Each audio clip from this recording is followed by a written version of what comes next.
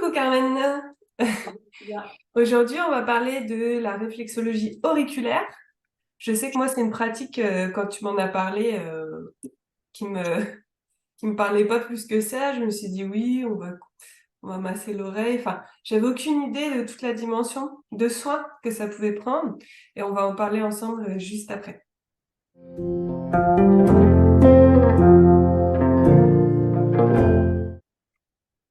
Donc Carmen, la réflexologie auriculaire ou auriculothérapie consiste à appuyer sur des points dans l'oreille, qui est un microsystème en fait comme les pieds, comme les mains. Ça fait partie de la réflexologie.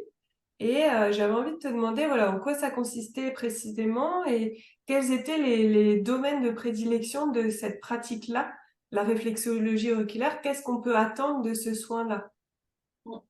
En fait, c'est un petit peu moins connu que les pieds.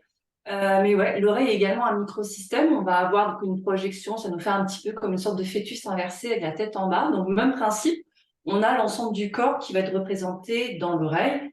Et ce qui est top, c'est que lorsqu'on a un déséquilibre dans le corps, via le système nerveux et via la carte somatosensorielle qu'on a au niveau du cerveau, on va avoir des points d'alarme qui vont s'allumer au niveau de nos microsystèmes qu'on peut identifier soit peut-être à travers des marques qui apparaissent, soit peut-être des variations de température, parfois aussi une baisse de la résistance électrique. Et le plus simple pour nous pour détecter, c'est aussi parfois des endroits qui sont plus sensibles. Donc, en tant que réflexologue, et je dirais même en tant que thérapeute de praticien de santé naturelle, c'est un super outil de bilan pour connaître le niveau de vitalité de la personne et éventuellement l'origine de ses problématiques, les sources d'un déséquilibre. Alors, toujours un principe, on n'est pas là pour poser un diagnostic, mais ça peut nous aider en tout cas à identifier des points de déséquilibre et donner des pistes à la personne aussi pour travailler en amont. C'est vraiment toute la force de la réflexologie auriculaire qui est peut-être plus facile que sur le pied. C'est que généralement, enfin, tu as pu le tester, c'est pas forcément hyper agréable comme soin. C'est les points, quand les points sont actifs, on les sent, c'est presque douloureux. Donc, c'est vraiment facile d'identifier d'où vient la problématique et quelle est la cause première de ce déséquilibre. Oui, parce qu'en fait, je rappelle juste, voilà, la nature, tout ça, nous, en tant que thérapeute bien-être, dans quel domaine on agit.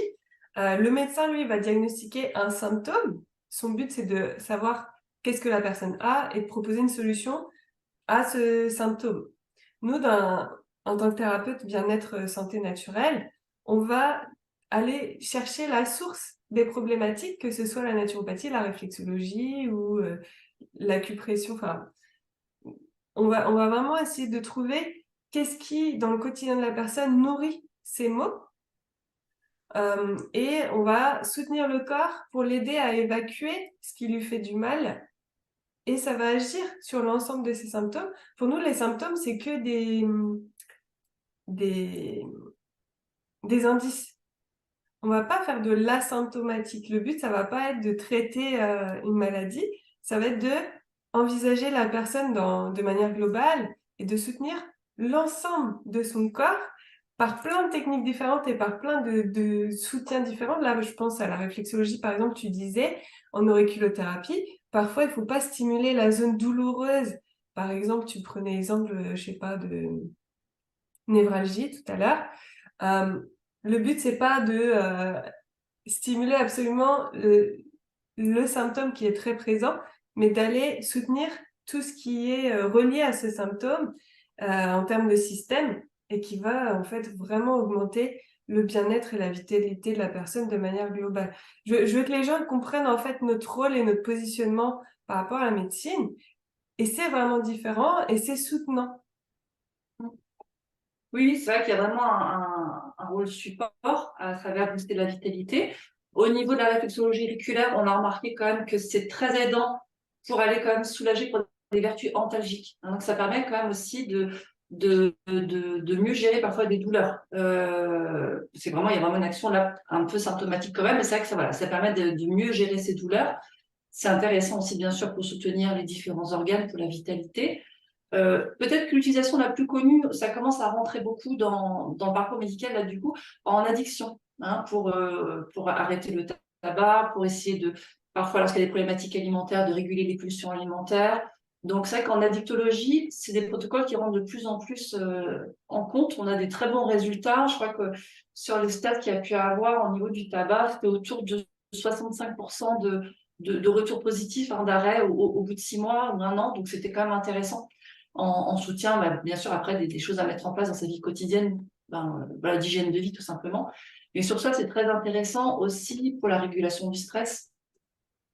Et donc, c'est les principales préconisations, hein. Ouais. Là, tu parles de 6 mois, 1 an, mais ce qu'on a pu remarquer, c'est qu'en auriculothérapie, c'est assez immédiat, hein, les bénéfices Oui. sur le corps. Là, ouais, c'était les contrôles d'arrêt. Après 6 mois, les gens avaient toujours arrêté, quoi. C'est ça que je Ouais, voulais dire. ouais, c'est ça. L'intérêt de cette technique-là, là, il n'y a quasiment aucune contre-indication. Voilà, parce qu'on ne travaille pas directement sur l'organe, on travaille que sur des points. Et puis, le soulagement est immédiat. C'est vrai que si la douleur ou la problématique reste, c'est que bah, on est peut-être passé à côté du bon point. Ou, voilà. Donc, c'est intéressant, c'est très intéressant pour ça. Ouais. Moi, pour donner des cas concrets, j'ai eu le cas de toux persistante depuis plus de 6 mois qui s'est évanouie au bout de 2 jours suite à l'auriculothérapie. Alors, ça dure une demi-heure, hein. C'est pas Oui, super c'est long. facile. Des allergies chroniques, des dermatoses qui sont grandement diminuées suite à ça, des lombalgies, carrément, des personnes bloquées du dos qui se retrouvaient à remarcher de suite après le soin par le soulagement, la détente et la baisse de la douleur et de l'inflammation que ça apporte. Dans le cas de problématiques chroniques, c'est un grand soutien aussi, encore une fois, pour diminuer l'intensité des symptômes et avoir un bien-être général quotidien. Enfin, voilà, ça vient dans beaucoup, beaucoup de choses. Ça vient vraiment... on disait, c'est comme un bouton reset. On parlait tout à l'heure de ça avec nos stagiaires. C'est vraiment pour des personnes qui aiment bien l'action-réaction.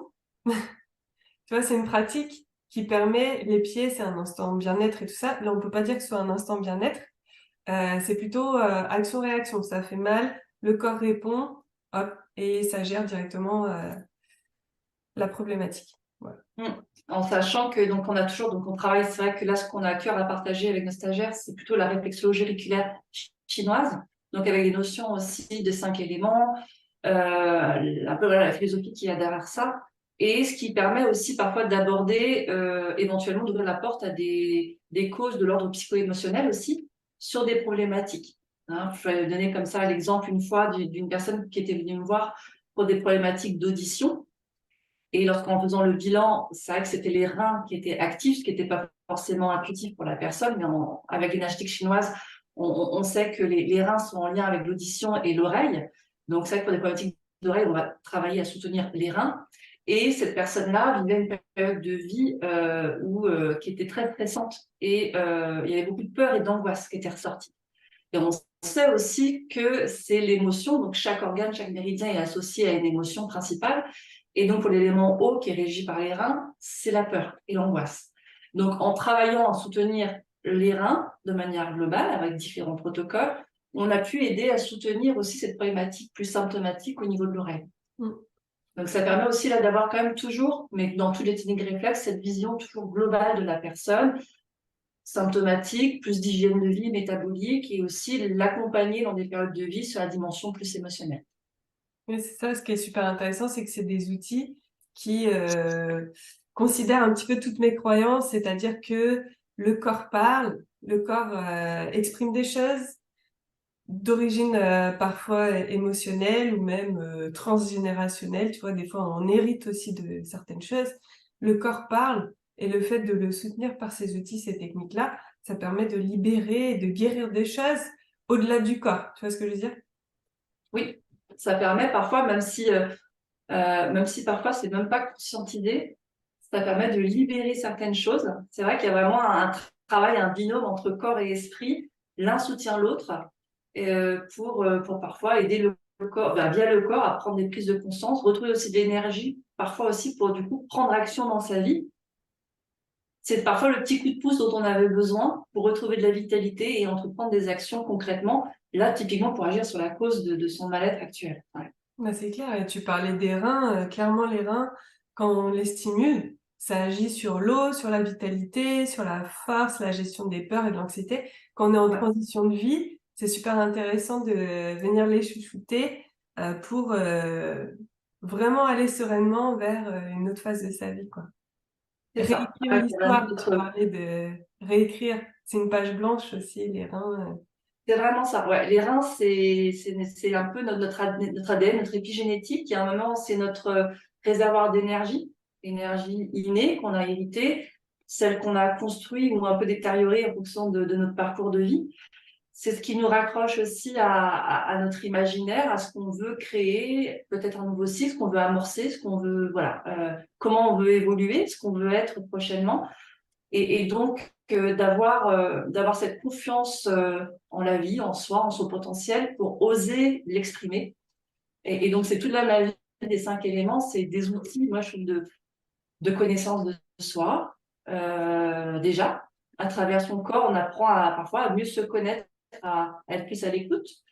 Et c'est aussi des outils presque du coup de développement personnel pour nous accompagner à travers des cycles, des projets, des étapes de vie. Mm. C'est clair. Ce qui est passionnant d'ailleurs dans Ouais. cette technique-là. Et donc, on va le partager dans d'autres vidéos. À bientôt dans d'autres vidéos et vous retrouverez tout ce qu'on fait en lien dans la description. N'hésitez pas à nous contacter si vous avez des questions. Et puis soutenez-nous voilà, en partageant ce qu'on fait avec grand plaisir. À bientôt, Carmen. À bientôt, au revoir.